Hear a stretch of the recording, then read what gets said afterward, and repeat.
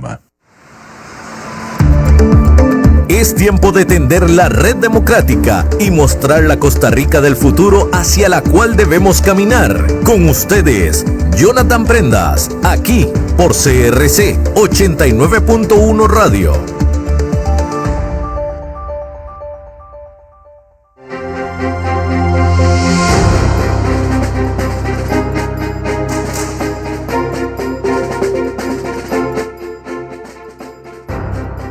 Saludos, ¿qué tal mis buenos amigos de Red Democrática? Bienvenidos un nuevo día, una nueva oportunidad para encontrarnos gracias a la 89.1 frecuencia modulada para todo Costa Rica y también a las plataformas digitales en @CRC 89.1 Radio, @Jonathan Prendas, @Red Democrática, siempre generando información de primera mano, de primer nivel para que usted pueda fortalecer y engrosar su criterio y así dar opiniones, ya sea en el espacio público o en su entorno privado, con criterio, con carácter, con determinación, con profundidad, con certeza de qué es lo que está pasando en nuestro país y cómo podemos salir todos adelante si nos proponemos a trabajar con conciencia de que Costa Rica vale la pena, de que tenemos que heredarlo de la mejor manera posible a nuestros hijos y a nuestros nietos,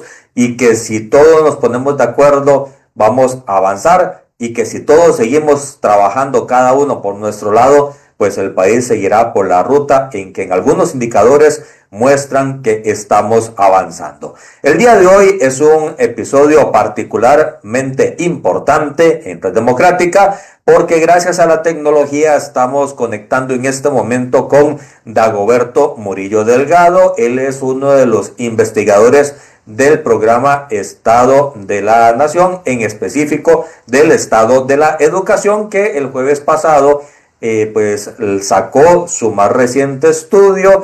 Ellos desde hace muchos años hacen análisis de cómo está la educación, entendiendo en el Estado de la Nación que la educación es pilar fundamental del desarrollo y el bienestar en el corto, mediano y largo plazo de cualquier país que se preste, quiera tener un nivel de vida bastante integral, bastante bueno, bastante pues formado. El día de hoy, como les digo, vamos a analizar el estado de la educación que recientemente salió y que en algunos espacios se ha estado ventilando, para que usted pueda entender exactamente qué significa, por qué se dice que no estamos como deberíamos y por qué se dice más bien estamos muy lejos de lo que deberíamos de estar. Don Dagoberto, bienvenido a esta su casa, Red Democrática. Muchas gracias, Jonathan. Un saludo a las personas que nos escuchan. Sí, efectivamente, ya desde hace 20 años estamos dando seguimiento al estado de la educación en Costa Rica con el objetivo de señalar desafíos y fundamentar propuestas, ¿verdad? Eso fue la consigna con la que surgió el estado de la educación en esta 10ª edición, porque es un informe que se publica cada 2 años. El tema central al cual gira es que la crisis educativa que viene experimentando el país, lejos de resolverse, más bien se agravó. Y esto es fundamental entenderlo, porque ahora que hablamos de la importancia de la educación, es precisamente ese tema. La educación está perdiendo valor como valor público estratégico, ¿verdad? En esa aspiración nacional de que las personas siempre tengan mayores oportunidades de insertarse en la sociedad del conocimiento, llevar la vida que quieren vivir, conseguir empleo de calidad, ¿verdad? Hay un conjunto de aristas que gira alrededor de la educación, y de ahí el llamado que hace este informe a reconstruir, ¿verdad? A reconstruir a partir de las fortalezas históricas que tenemos para tratar de salir de esa crisis. Y es que, como habíamos señalado, desde el 2018 el país había arrancado en una especie de seguidillas de interrupciones que en aquel momento denominamos apagón educativo. Primero llegó la huelga del 18, huelgas intermitentes en el 19, llegó la pandemia en el 2020, un evento que nadie esperaba, nadie estaba preparado, y que nos golpeó muy, muy fuerte, pero ya desde aquel momento advertíamos los efectos que esto podía tener sobre los aprendizajes. No hicimos gran cosa para poder nivelar esas oportunidades. Y bueno, hoy la crisis que tenemos junta elementos de tipo estructural que vienen desde hace muchos años, ese elemento coyuntural de la crisis de los aprendizajes y otro elemento que se suma, que es un conjunto de malas decisiones, dice el informe, que viene a agravar esa crisis. Malas decisiones porque son erráticas, sin fundamento, se toman sin fundamento técnico y tampoco hay rendición de cuentas, lo cual es muy importante a nivel de política pública.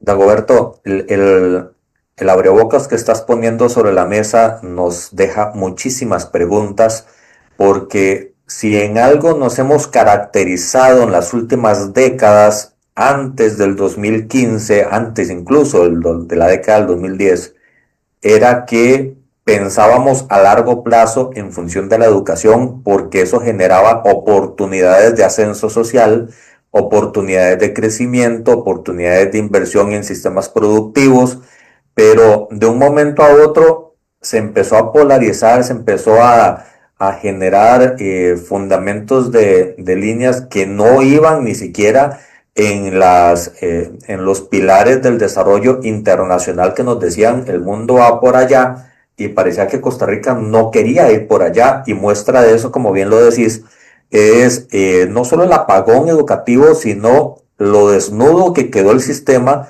ante la pandemia, por la incapacidad tecnológica de llevar educación a los espacios más apartados o más cercanos incluso de la capital. ¿Cómo podemos evidenciar en este momento, ya ustedes habiendo hecho el estudio, vos en el capítulo 2, me parece, en la parte de la secundaria, que es el especialista tuyo, y que ya habías en el 2022 pues puesto sobre la mesa los graves problemas que teníamos en función de las pruebas PISA, que algunos la ponen como algo que no debería de permear la educación, pero que a nivel internacional es la regla con la que se mide a todo el mundo. O estás bien o no estás bien por ese camino. ¿Cómo podemos entender, en resumen, este informe antes de empezar con una secuencia de preguntas y comentarios de parte tuyo para ir desmenuzando el problema que tenemos entre manos? Bueno, primero vamos a remontarnos a la década de los 80. El país cometió un error estratégico en aquel momento, que fue recortar la inversión en educación. Esto generó un conjunto de efectos que todavía estamos viviendo en la actualidad, y es esa posibilidad que no tuvieron muchas personas de culminar la secundaria y que hoy condiciona sus posibilidades de conseguir mejores empleos. Y esto indudablemente tuvo efectos a nivel de desarrollo humano, ¿verdad? Porque cuando las personas no logran culminar con éxito, aquí estamos hablando de frustración de sueños, de aspiraciones y una profundización de inequidades, aparte de que hay un tema fundamental que el informe advierte, que es la ruptura del tejido social. El contexto en el cual hoy vivimos, en términos de violencia y de incidencia de narcotráfico, no es el mismo que teníamos hace 40 años. Las cosas han cambiado. De ahí la importancia de retomar justamente el valor público estratégico que tiene la educación. Hemos venido cometiendo importantes errores después de que hemos pasado por una etapa donde le habíamos otorgado primero en el 97 un piso base de la dotación del 6%, luego pasamos al 8% en el 2011, y eso permitió ampliar la red de centros educativos en el país, permitió fortalecer programas de equidad, becas, transferencias, comedores, transportes, y habíamos también reformulado un conjunto de programas de estudio que estaba a la altura, digamos, de las tendencias internacionales en matemáticas y otras áreas, pero no obstante teníamos un conjunto de elementos que nos impedían, decíamos en aquel momento, salir de la jaula, ¿verdad?, que representaban esos problemas estructurales, y volar. Es decir, no podíamos avanzar de manera acelerada.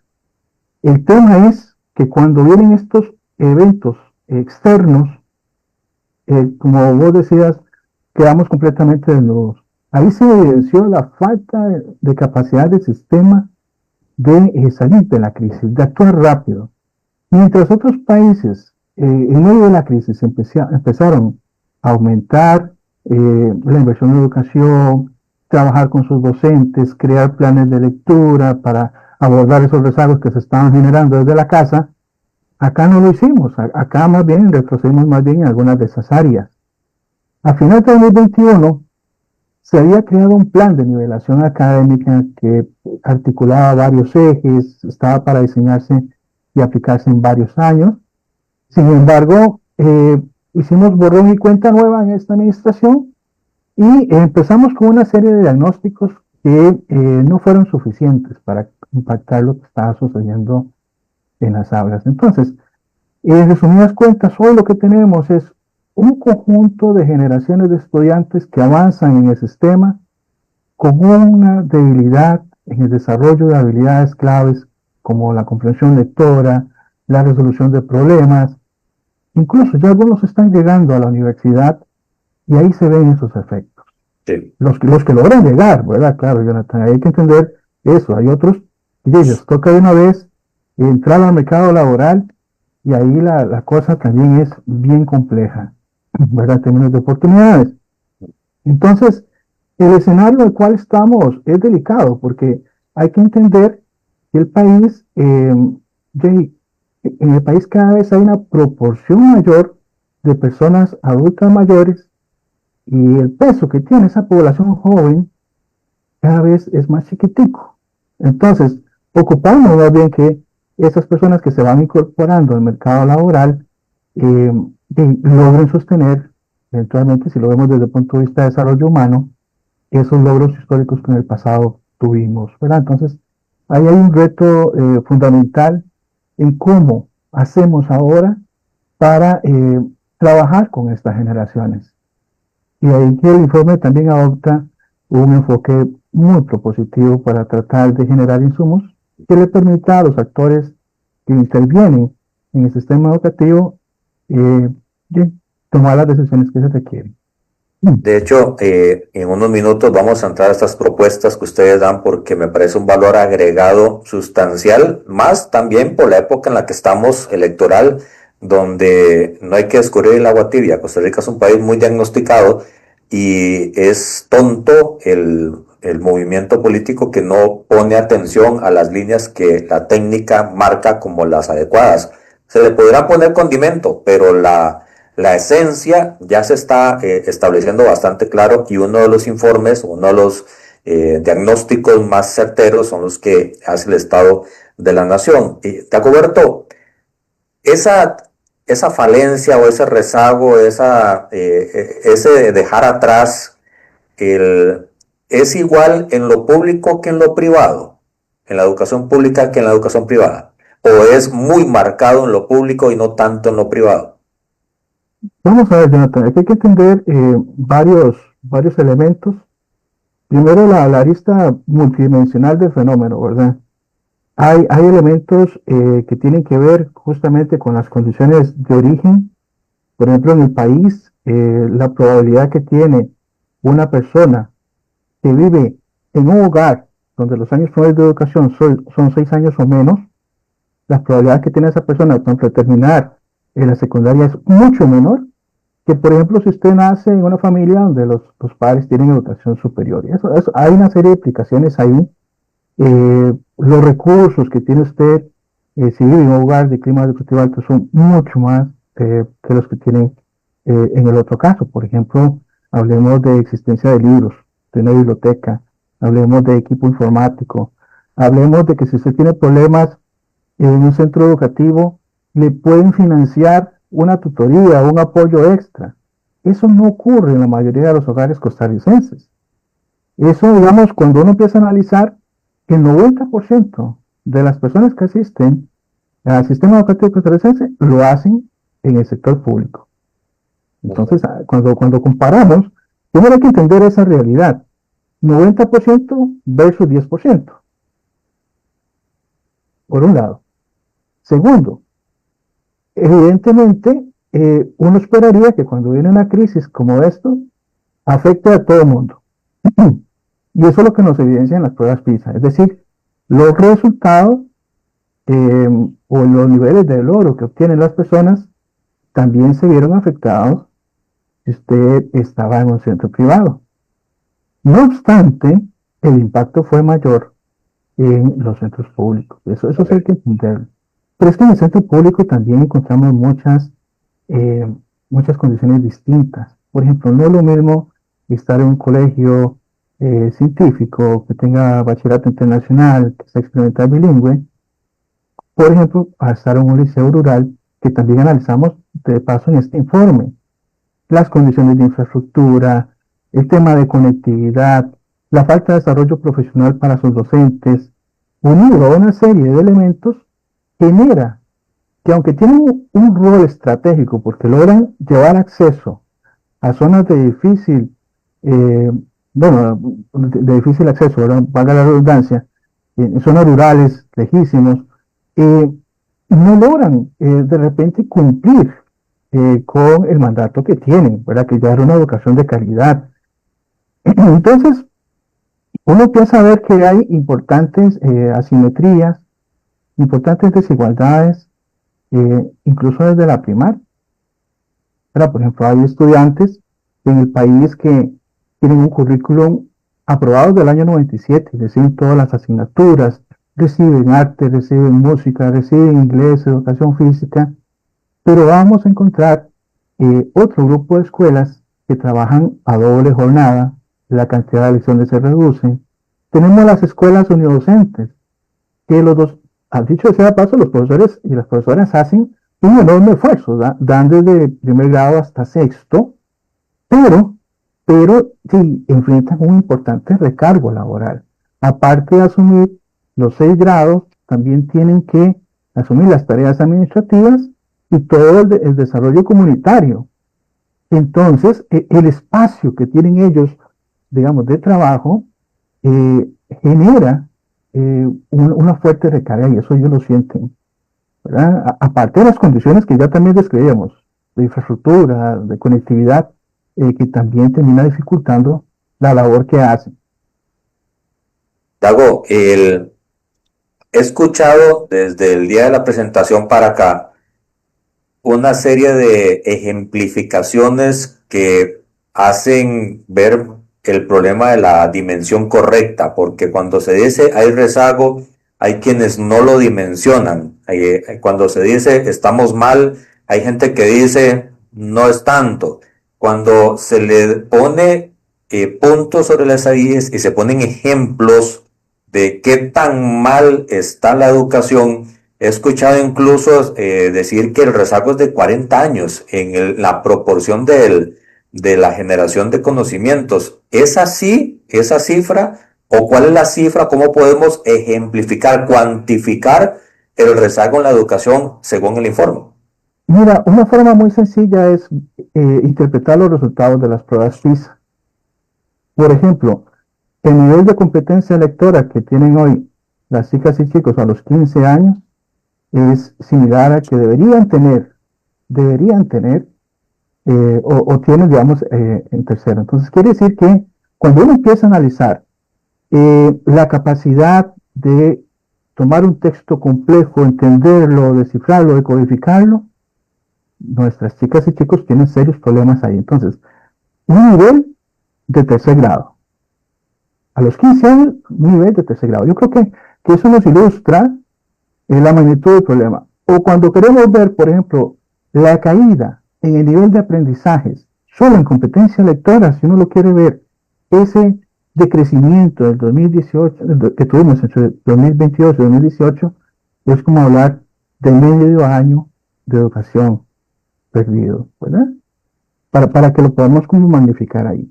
¿Qué es lo preocupante? Por ejemplo, cuando vamos a ver el caso de matemáticas, más del 90% de los estudiantes en estas pruebas internacionales están en el nivel 1 y 2 de una prueba que tiene 5 niveles, ¿verdad? Entonces estamos con una alta proporción en esos niveles más bajos. y nos queremos comparar con países de la OCDE, por ejemplo. Y ahí es donde nos vemos, digamos, nos vemos en ese espejo y estamos realmente rezagados para que lo podamos visualizar de una forma. Ahora, a nivel de inversión, tenemos en el imaginario que invertimos mucho dinero, pero justamente cuando nos comparamos con los países de la OCDE y vemos la inversión per cápita por estudiante, y aquí ajustado por paridad de compra, ellos están invirtiendo en promedio más del doble de lo que nosotros hacemos. Es cierto que como país hacemos un enorme esfuerzo cuando tenemos más del 7% y todo, ese esfuerzo va cayendo, pero justamente comparado con esos países también nos estamos quedando atrás. Esto tiene efectos, por ejemplo, a nivel de educación superior, la inversión que se hace por estudiante hoy es similar a la que hacíamos 20 años atrás. Entonces, ahí es donde uno empieza a ver esos retrocesos. Implicaciones importantes. Bajamos la inversión en educación, tenemos problemas de infraestructura que no hemos logrado resolver. Esos son los problemas de larga data. O sea, si uno revisa informes desde 2011, 2013, ya planteábamos serios problemas de infraestructura, un gran déficit. Creíamos que con el incremento en la inversión íbamos a solucionar parte del problema.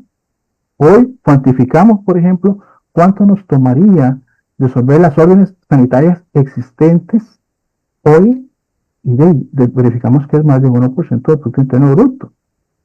Entonces, hay rezagos ahí que hay que entender, pero hay que también empezar a observar otras áreas. Por ejemplo, el tema del mantenimiento.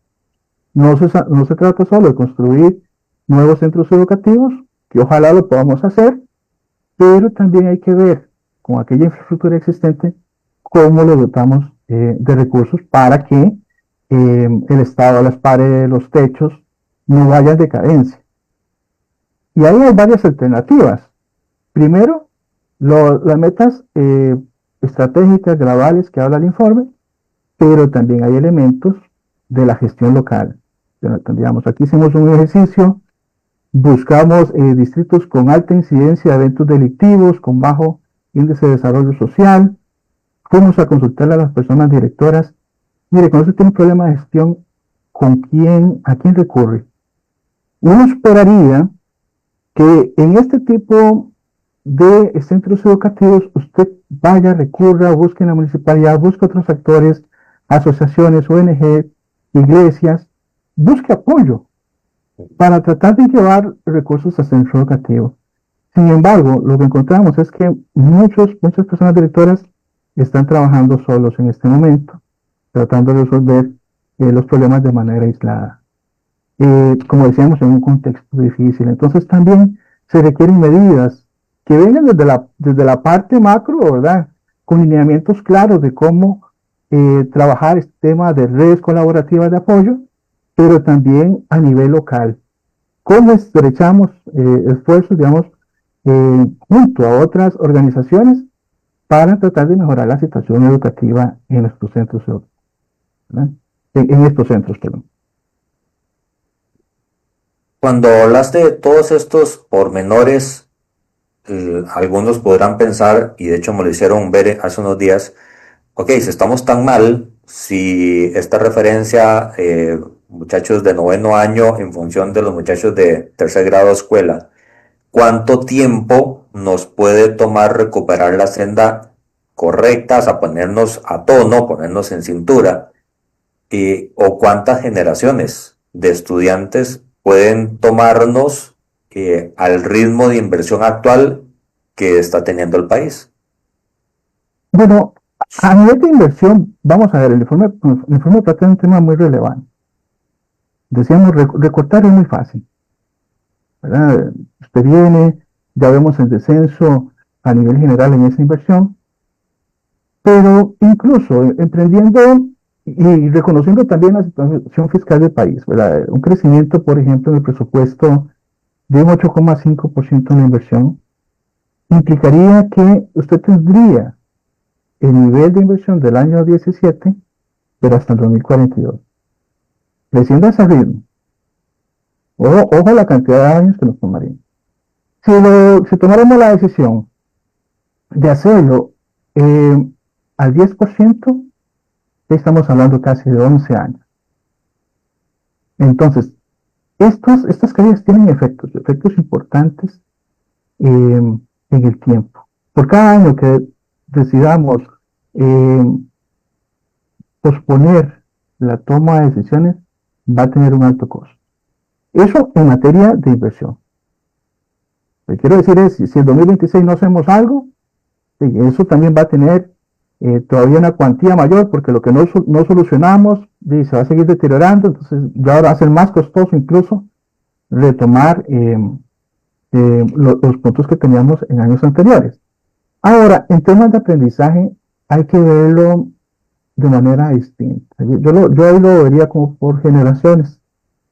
Tenemos toda la generación que pasó por estos temas del apagón educativo, que pasó por estas clases que fueron a distancia. Digamos, ya hay grupos de estudiantes incluso que ya se graduaron del colegio. Bueno, entonces, si me preguntas qué podemos hacer hoy, ya ahí el margen de acción es mucho más bajo que, por ejemplo, si pensamos en los estudiantes de primaria. Y a nivel de primaria, ¿qué podemos hacer? Mire, Jonathan, aquí hemos encontrado que hay temas que ni siquiera se ocupan recursos para empezar a trabajarlos. Por ejemplo, un conjunto de estrategias específicas para atender el rezago en el tema de comprensión lectora. Por ejemplo, tomar a los chicos en el salón de clases y ponerlos a leer en voz alta. ¿Qué nos permitiría eso? Identificar si una chica o un chico, por ejemplo, lee de manera fluida, o si otra chica o otro chico, por ejemplo, no lo están logrando. Entonces yo de ahí podría identificar si tengo que empezar a trabajar con ella o con él de un modo particular. Pero el tema es que muchas de las estrategias que estamos utilizando, por ejemplo, es la lectura en voz baja. También podemos ponerlos a trabajar en parejas. Y así el docente, digamos, puede ir explorando distintas áreas. Pero el tema es no quedarnos con los brazos cruzados. Ya si pensamos más a mediano plazo, uno podría trabajar el tema de la formación inicial, que los docentes que se vayan a graduar tengan mayor formación en cómo trabajar todo ese proceso del desarrollo lector, ¿verdad? Que entiendan las etapas, que ese es un proceso gradual, pero ¿qué hacemos con los docentes que están en servicios actualmente? Exacto. ¿Verdad? Entonces, ahí es donde viene el tema del desarrollo profesional, pero tiene que ser un desarrollo profesional que atienda las necesidades reales del docente, que él pueda, a partir de los cursos que recibe, obtener estas herramientas, pueda ir a aplicarlas a clase y tenga un espacio de retroalimentación, nada más como que fue al curso tal y terminó, sino que vaya, lo aplique en clase y pueda llegar con dudas a una segunda o una tercera sesión y recibir retroalimentación sobre ese proceso. ¿Verdad? Entonces, hay procesos que hay que recuperar. Y desgraciadamente, también la inversión en desarrollo profesional ha venido cayendo. Esos son parte del conjunto de consecuencias de ir bajándole la inversión al sistema educativo. ¿Verdad? Que vamos desfinanciando ciertas áreas estratégicas. Entonces, por un lado, estrategias en el salón de clase, que eso lo podemos hacer, digamos, desde ya. El informe ofrece un conjunto de recomendaciones en esa línea. Formación inicial, desarrollo profesional, pero a eso hay que sumarle materiales, herramientas tecnológicas, por ejemplo. ¿Sí? O sea, no podemos dejar a los docentes solos en este proceso. De acuerdo, precisamente la siguiente pregunta va en esa línea, porque escuchándote, leyendo el informe, viendo la información a la cual he tenido disponibilidad los últimos 8 o 10 años, donde quiera que uno vuelva a ver en todo el ecosistema educativo, hay falencias más graves cada vez. Desde los docentes que se les sigue dando, como decía, la parte administrativa como recargo, la parte de conectividad, la parte de inversión, la parte de infraestructura, los programas de educación. Todavía recuerdo cuando en algún momento se ordenó que se empezara a leer y escribir hasta tercer grado de escuela, en donde se generaban, y aún conozco a un muchacho, un niño, que está en cuarto grado y ni siquiera se sabe los días de la semana, y ahí lo siguen pues aprobando, porque los mismos docentes nos dicen, yo qué puedo hacer si el problema viene de muy atrás. No puedo sentarme a resolver lo que otros profesores, otros ciclos no resolvieron, y ese es el problema de la bola de nieve. Cuando te doy este contexto, la pregunta va en función de cómo se resuelve. Con la plata, o sea, si tuviéramos hoy la chequera de los 8% del PIB para educación, ¿es posible responder o resolver este problema? Se hace con un nuevo modelo de educación, se hace con alianzas público-privadas a marcha forzada en todo el país, se hace con qué elementos se resuelve esto en el corto, en el mediano y en el largo plazo. Porque puedes decir, si volvemos a tener plata o más plata, son tantos años, como lo estabas diciendo ahora. O si vemos una expectativa de ponerlos a tono a todos en el mismo canal, es otra tanta plata. Pero en el corto plazo, ¿qué hacemos? Sí, como decía, vamos a ver, hay elementos que podemos empezar a trabajar en el salón de clase. ¿Sí? O sea, basta con que, por ejemplo, a ese docente le llegue, como qué estrategias pueden ellos empezar a trabajar. Creo que hay una labor más informativa, más de darle a conocer qué herramientas podemos empezar a actuar. Ahí lo ocupamos, como decía, incrementar presupuesto. Ahí lo que falta es que empiece a fluir un poco más de información de cómo abordar este problema. Una visión país. Pero indudablemente, digamos acá, cuando vos hablas de tema país, creo que hay que verlo de un punto global. Nosotros aquí lo que hacemos es concentrarnos en 4 pilares fundamentales. Algunos que no hemos resuelto, eso sí. Por ejemplo, cobertura de equidad. Hoy no todas las personas asisten a la secundaria.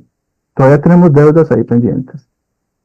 Calidad en los ambientes de aprendizaje, que tiene que ver con todo esto que hablábamos de salones de clase en buen estado, de recursos materiales para trabajar en las aulas. Hay otro pilar fundamental que es un cuerpo docente idóneo. Y aquí llama la atención, por ejemplo, que tenemos una política aprobada desde el año 2020 para ver el tema de la idoneidad docente, y aún no estamos aplicando dichas pruebas. Y el cuarto componente, tiene que ver con la calidad de aprendizaje. Sé que hay varias aristas que podemos trabajar, algunas a nivel de la microevaluación, pero el informe hace una apuesta grande por el macro, la que tiene que ver con esas pruebas estandarizadas, y habla de la creación de una agencia de macroevaluación independiente del MEP. No obstante, también nos dice el informe, mire, hay elementos donde usted puede ir avanzando. Antes de crear esa agencia, antes de asignar el presupuesto, antes de poner los objetivos, mire, usted puede mejorar la calidad de las pruebas. Empecemos por ahí, que garanticen comparabilidad en el tiempo. Número 2, mire, a esas pruebas, incluirle factores asociados para ver qué variables realmente son las que más pesan para poder tomar mejores decisiones. Y paulatinamente ahí podemos ir trabajando en ese ámbito. Y un tema muy relevante, Jonathan, acá, es que cuando se aplican esas pruebas, mire, por favor, encárguese de que a los docentes les lleven materiales para poder resolver esas deficiencias, porque si por un lado tenemos las pruebas y no creamos ese conjunto de herramientas a partir de lo que nos están diciendo y se las devolvemos a los docentes, nada va a cambiar. Entonces esa es una apuesta muy relevante, empezar a tener otro tipo de materiales, de tal manera, insisto, se detectan problemas de comprensión lectora, se detectan problemas de resolución de problemas en matemática. Bueno, digamos a los docentes cómo podemos empezar a trabajar en esos ámbitos. cómo funcionan esos procesos, ¿verdad? Pero bueno, decíamos, cobertura. Aquí lo que estamos hablando es visión país, cobertura de 100% en todos los niveles. Todavía hoy en preescolar, por ejemplo, la oferta pública arranca a partir de los 4 años. De 0 a 3, no tenemos ahí, por ejemplo, un aporte estatal importante. La mayoría es privado y es muy bajo, no alcanza ni siquiera el 5%. Número 1. Número 2, que los centros educativos en primaria ofrezcan el currículo completo. Ahora hablábamos al inicio de la sesión, por ejemplo, de las escuelas de horario regular. Pero digamos, es triste saber que menos del 10% de las escuelas en el país ofrecen ese currículum. Menos del 10%. Entonces queremos una formación integral, creemos que todo está muy bien en la primaria, pero hay habilidades, hay competencias que no estamos logrando desarrollar por esas desigualdades de origen. También tenemos que garantizar mayor cobertura en servicios de comedores, en preescolar y en secundaria. Lograr que los estudiantes en condición de pobreza y pobreza extrema logren avanzar. Y ahí hay que ocupamos diversos apoyos. Ya hemos insistido que hay un pilar fundamental que es el hogar. Pero hay hogares, y eso salió muy claro en la pandemia, y así lo hicimos ver en el informe, que no tienen las condiciones ni económicas para empezar, digamos, ni cognitivas, digamos, para empezar a ayudarle a las chicas y chicos cuando tienen problemas. Sí, mi papá no terminó el colegio. Mi mamá fue como a 8º año. Cuando yo tengo un problema en 10º, ¿quién me ayuda? ¿Quién me ayuda? No tengo en el hogar probablemente a nadie cercano que me pueda colaborar en esa parte. Entonces, ahí es donde ocupamos un sistema educativo que piense con otro tipo de alternativas, ¿cierto? Becas muy importantes, pero también con otro tipo de apoyos, mejorar el rendimiento académico. Pensar en el tema de transporte. Eso es fundamental, porque cuando pensamos solo en condicionar por pobreza y pobreza extrema, ¿qué pasa con aquellos estudiantes que están en condición de vulnerabilidad? Es decir, por 5.000, 10.000 colones no son pobres, pero ya que dependen de un transporte, dependen, si no tienen la beca, y depende de donde vivan, incluso tienen que verse en la obligación de pagar bus, taxi o recurrir a otro tipo de servicios para poder estar en el centro educativo. Entonces, hay que repensar también cómo y a quién invertir. Por ejemplo, en otros estudios que hemos hecho, también la importancia de contar con rutas seguras. Ahora que hablábamos de esos contextos de alta vulnerabilidad social, por ejemplo, si mi única alternativa es ir a una modalidad nocturna, ¿cómo evitar que a las personas estudiantes las estén asaltando? Pues podemos ahí articular esfuerzos, que haya un servicio de bus para que no estén expuestos. Cuando hablamos de calidad en los ambientes de aprendizaje, por ejemplo, esto es que las juntas de educación administrativas reciban los recursos para el mantenimiento de los gastos operativos y de los centros educativos. Ya hablábamos de la atención de las órdenes sanitarias. ¿Y por qué no pensar también en la transformación de las 930 bibliotecas escolares, por ejemplo, en centros de recursos para el aprendizaje? Entonces, pensando ya en otro tipo de iniciativas que nos permitan avanzar en estos temas de derecho a un aprendizaje significativo. Viene otro tema fundamental que tiene que ver con temas de conectividad, donde también tuvimos un retroceso en los últimos años. Ocupamos que los centros educativos estén conectados a una red de banda ancha, una red estable, pero y aquí es fundamental, no solo significa dotar al centro de ese servicio, sino que se empiece a utilizar como un espacio de aprendizaje en el aula. ¿Sí? ¿Por qué creo que encontramos? Por ejemplo, usted puede tener acceso a la conectividad en su hogar, pero ¿qué pasa cuando lo usa para jugar? ¿Qué pasa cuando lo usa para jugar? Bueno, entonces no es el uso adecuado si lo que queremos potenciar es el aprendizaje. Entonces ahí también tiene que haber un proceso de mediación. Roberto, Sí. disculpa que te interrumpa, una consulta. los problemas vienen desde hace cuánto empezó a detectar el Estado de la Educación un problema de desaceleración en la capacidad de educar a las nuevas generaciones. ¿Hace cuánto empezó? ¿Y cuándo fue que se agravó? ¿Se agravó con las huelgas? ¿Se agravó con la pandemia? ¿O se agravó con con la política del actual gobierno? No sé, pregunto. Yo creo que aquí viendo cada uno en su momento, ¿verdad? O sea, cuando uno hace un estudio de seguimiento, uno lo que se plantea es que mejoramos, nos mantenemos igual o retrocedemos. Indudablemente, cuando uno habla del estado de la situación educativa en el 2019, ya habían algunos temas donde empezábamos a retroceder, ¿sí? Pero no estábamos todavía en un escenario tan crítico como el actual. Es decir, en aquel momento hablábamos, miren, tenemos problemas estructurales, si hablamos de infraestructura, eso viene de mucho más atrás, desde la década de los 80, o sea, y uno puede seguir buscando ahí y llegará, que si uno lo ve a nivel local, que hay zonas en el país que nunca lo han logrado resolver, ¿verdad? Pero hay otros temas que sí vienen y se deterioran con mayor nivel en los últimos años. Por ejemplo, cuando analizamos PISA, la primera participación que tenemos en el país es en el año 2009. Entonces no podemos ir más atrás, no podríamos compararnos más atrás porque no hay participación costarricense en eso. Pero bueno, realmente participamos en el 2010 con una que se llamó PISA 2009 Plus, ¿verdad? Pero desde ahí podemos, por ejemplo, ir midiendo la evolución del sistema educativo en el desarrollo de competencia lectora, competencia científica y Y competencia en matemática. desde ese Ujú. punto hasta ahora, ¿en algún momento fuimos ascendente o nos mantuvimos o siempre ha sido desacelerando? Y vamos creciendo lentamente, pero la comparativa 2018-2022 es donde se nota esa caída abrupta. Que como decía, en el caso de comprensión lectora, estamos hablando casi como un medio año perdido.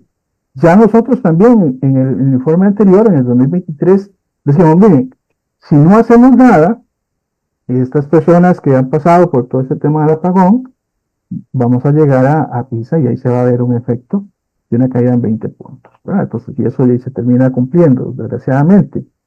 Pero, digamos, estas pruebas nos permiten esa comparativa en estos tres elementos que miden, estas tres competencias.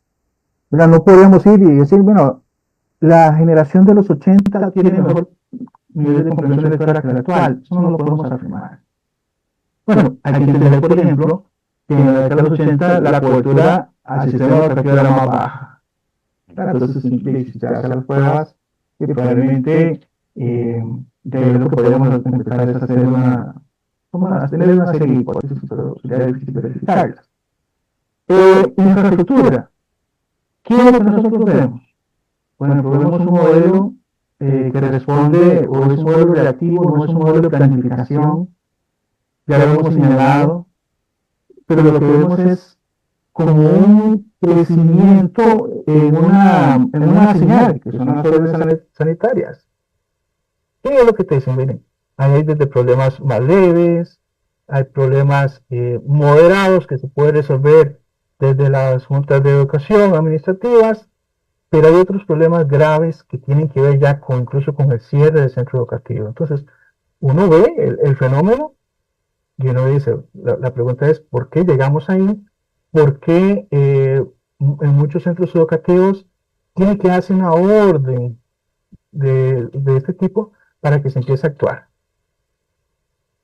¿Por qué no podemos actuar de previo? Entonces, ahí lo que tenemos es un problema de planificación de toda la infraestructura educativa, que tiene que ver con temas de mantenimiento, que tiene que ver con la creación de nueva infraestructura, y bueno, y cómo ir dotando a los centros educativos y apoyándolos también para que gestionen de mejor forma los recursos que tienen.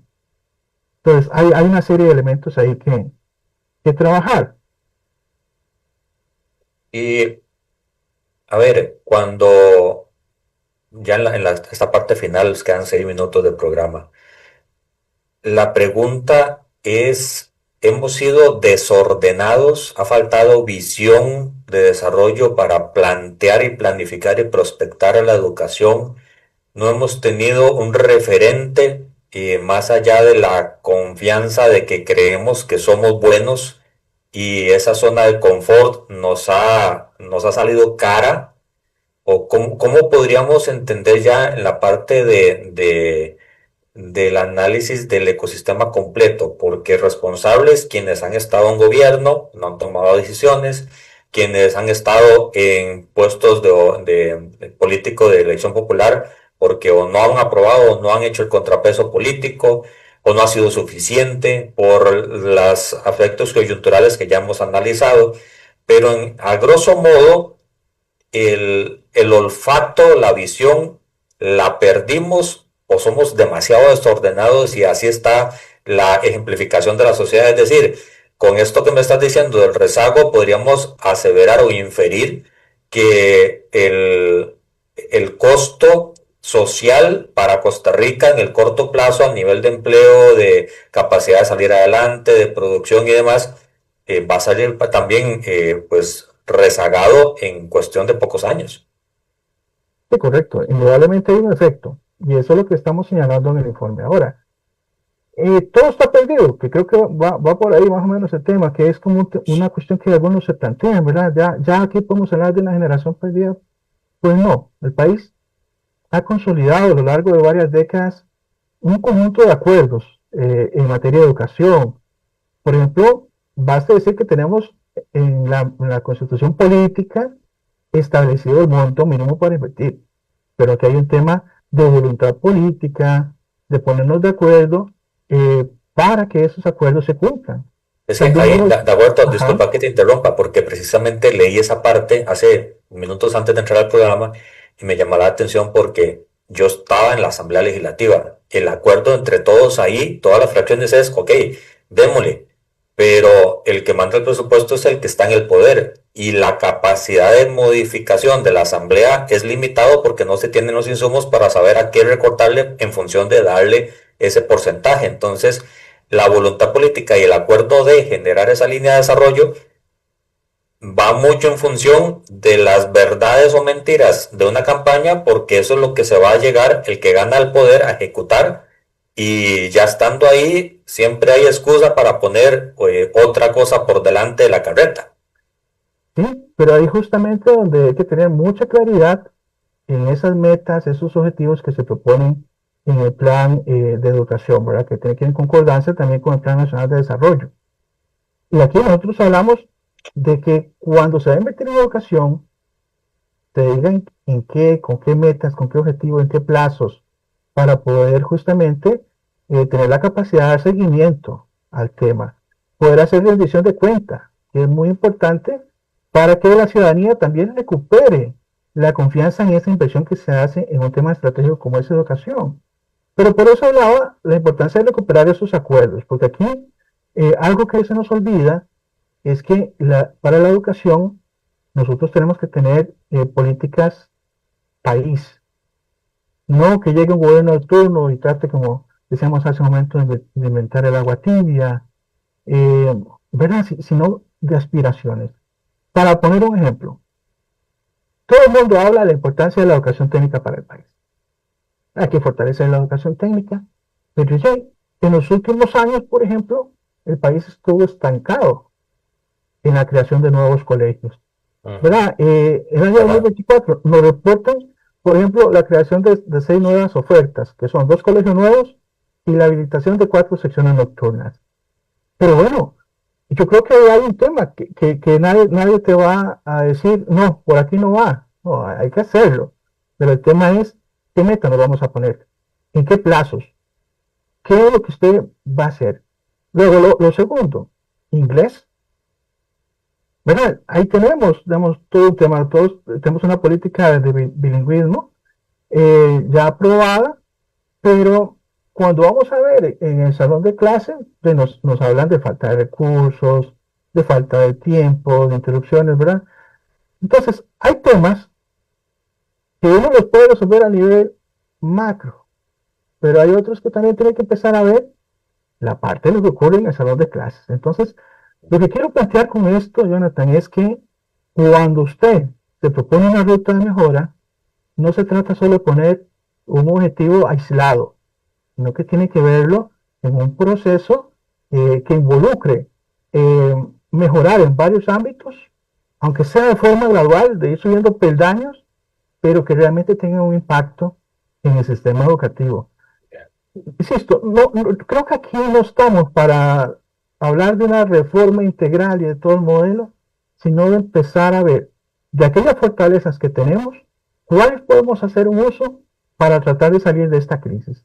Insisto, hay montones, por lo menos hoy cuando vemos la realidad costarricense, vamos a encontrar centros educativos en estas zonas alejadas, en las zonas costeras, centros indígenas operando, pero el tema es cómo empezamos a fortalecer toda esa red, desde esos distintos ámbitos, si es a nivel de recursos, si es a nivel de ambientes de aprendizaje, y son temas de calidad docente, pero no podemos ver el problema como una arista aislada, como decir, mire, solo mejorando calidad docente ya resolvemos esto. No, ojo, cuidado ahí. Hay que ver también el ámbito donde se están desarrollando y donde están trabajando ellos, ¿verdad? Entonces, insisto, metas con objetivos muy claros que podamos dar seguimiento, creo que será una clave importante a la hora de analizar lo que se nos viene a futuro. Temas que sean también sustantivos. De impacto. Sí, de impacto. Es que justamente, digamos, yo puedo llegar con una idea que realmente a la postre no tiene mayor impacto en el sistema. Y puede sonar muy bonito, ¿verdad? Pero el impacto va a ser mínimo. Sí, totalmente de acuerdo. Metas pequeñas, objetivos pequeños, cuantificaciones pequeñas, pero pasos grandes, que sean seguros y que le den a nuestros estudiantes la posibilidad de salir adelante.